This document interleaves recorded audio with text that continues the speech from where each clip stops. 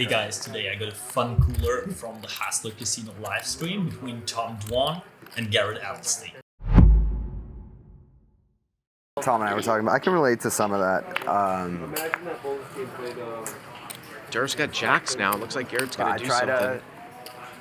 He just calls with ace, queen, and diamonds. Some, like, mind That hack is surprising. type shit to, keep it interesting. It only kind of works. What's the biggest game you usually? Maybe he wants to bring some of those guys in the blind on his hand.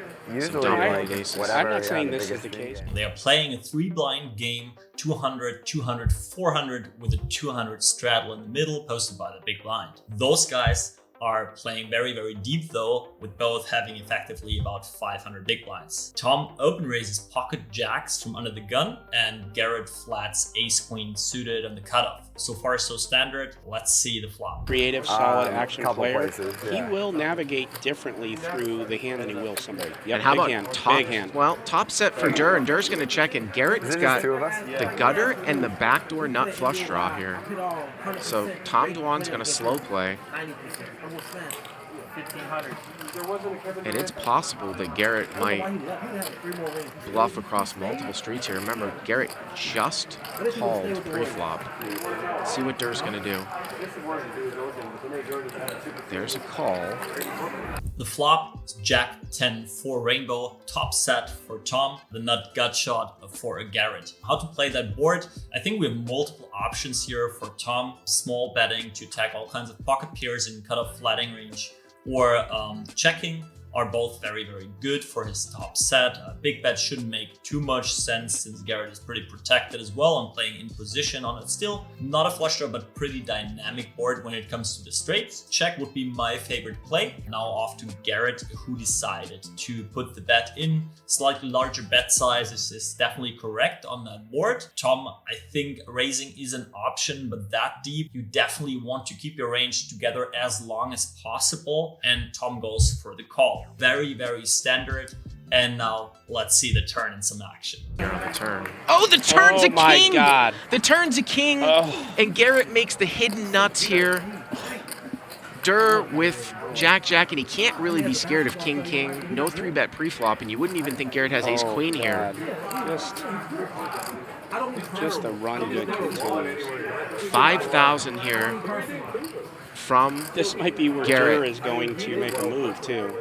I'm sure he had planned on check raising at some point, but now he's just going to call. The turn brings the offsuit king, the nut out for Garrett. Yeah, this is what we love to see. Tom starts kind of obviously by checking. Garrett comes off with a bet. Interestingly, 500 big blinds deep. With the super nuts, he decides to not go super huge. He uses a standard bet size, and this is exactly correct because Tom is incredibly protected himself. As we see, he has the top set from the flop. He could have pocket kings the same way. He could have every combination of ace-queen himself, opening definitely every ace-queen offsuit from under the gun. If he was bluffing, how could he ever get away against such a strong range with a large sizing that he needs a lot of fold equity for? He keeps his range together as well. He can value bet something like Jack 10, pocket fours, King Jack. Maybe he sometimes even stabs King 10 suited. He has the straights and some bluffs already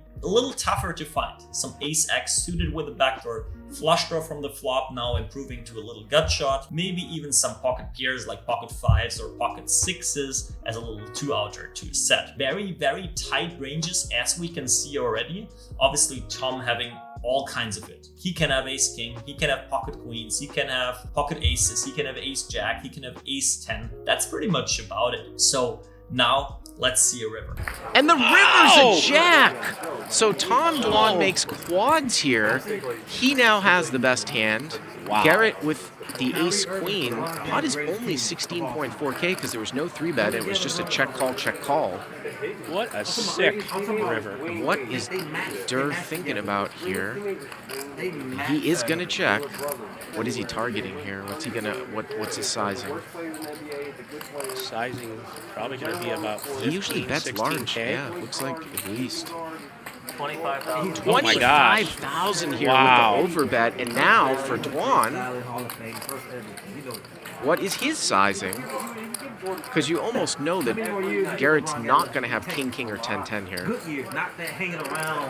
So if Garrett doesn't have king, king, 10, 10, what are the other big hands? A straight, maybe pocket fours. The river is the jack of clubs, giving quads to Mr. Tom Dwan. Garrett sitting there with his straight. Tom starts by checking, and what we see by Garrett is an overbet. Very, very interesting. He bets 25,000 into a pot of 16,000. So he's clearly polarizing, I have it or I have a clear bluff, probably attacking every jack in Tom's range. A little questionable how many of those he actually has. We just talked about how strong the range is. When I've seen the hand for the first time, I was a little confused by that overbet. I can absolutely see that in a live setting against a not very, very strong player, that any jack is snap calling and even maybe aces, ace king, think about it. But if we really go step by step, I don't know which bluffs to find while Tom has lots of snap calls. He sits there with like jacks. He can have king jack, he can have it offsuit. That's quite some combinations. We talked about pocket kings. He has ace queen himself. So actually I ended looking up this hand and found that ace queen in this setting is indeed a check back. Given the dynamics on a live table, it can be crazy. It is a very strong hand. You get called by way worse. But Tom Dwan is Tom Dwan, and he obviously has quads here, but he would be ready to bluff the same spot as well. Tom thinks a while. Let's take a look how he decided. He's got 80,000 in his hand, so he's going to go to 80, I believe. Right around 80. Well, 68. So 68,000. So 43 here for Garrett to call.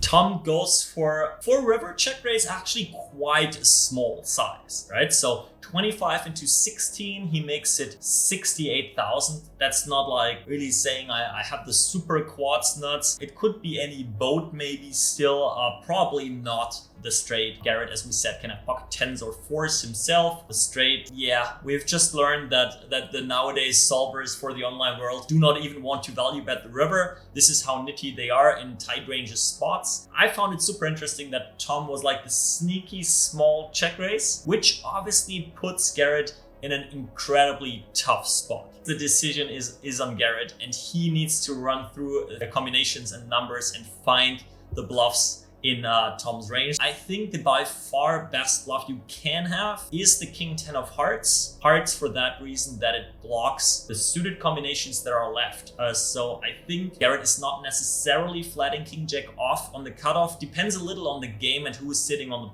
in the blinds. But against Tom Dwan from under the gun, that is not a very, very promising hand. So we focus on the suited combinations. So this is the one king jack of hearts that you want to block if you think about bluffing. And obviously the jack 10 of hearts is a good one to block as well. I mean, Tom is capable of that all day long, finding that. Maybe even going for something like a king queen to just have that king of hearts or any other king. It would be super cool to even take a jack and turn it into a bluff, because against this overbet, a jack is definitely not a snap call, even though it's trips. Maybe let me know as well, did I miss any potential bluffs? No? Let's just watch Garrett do his magic, see whether he sniffed that monster out or he has seen lots of Tom Dwan bluffing videos and finds the call.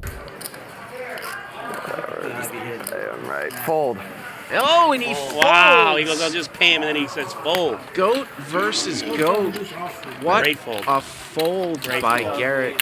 Garrett obviously in a way found the fold. This is why he's probably one of the best live players out there. If you like this type of video, make sure to subscribe to the channel. And if you love that hand specifically, I got a crazy 7 deuce bluff of Tom Dwan for you in another video.